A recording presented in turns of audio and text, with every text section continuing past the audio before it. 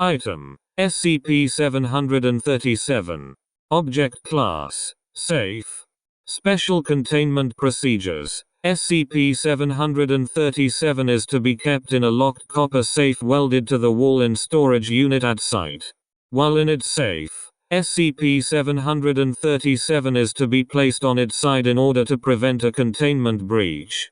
In the event of a containment breach, staff are to attempt to incapacitate SCP-737 without touching or destroying its front carriage.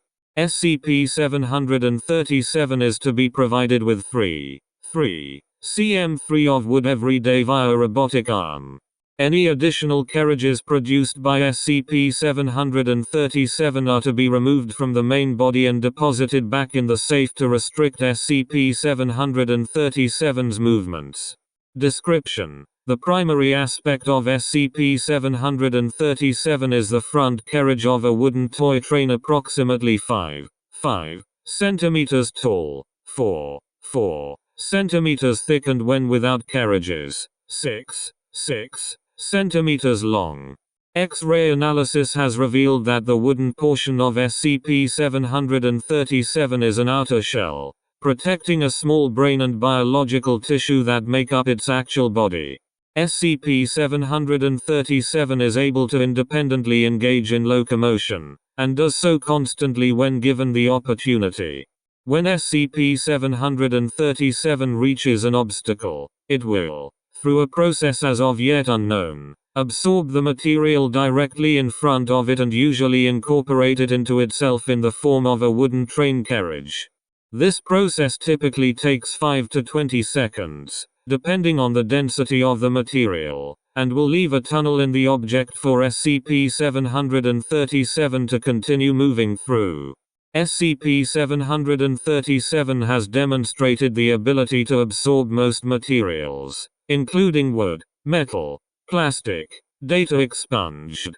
SCP-737 seems unable to use some substances to increase its mass, and will instead convert it into a gas, which is then released from its chimney. SCP-737 appears unwilling to absorb copper and its own removed segments. SCP-737 is predatory, and will favor living targets over inanimate objects.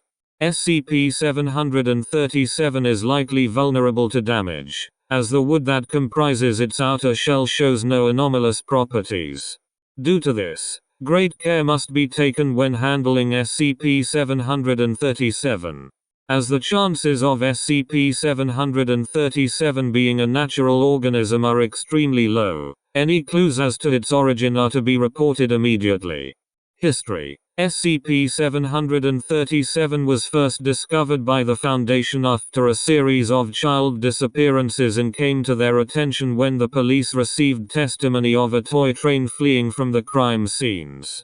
Mobile Task Force Mu-9 Toybreakers were sent in to investigate the matter, and despite losing of their group, were able to successfully retrieve SCP-737.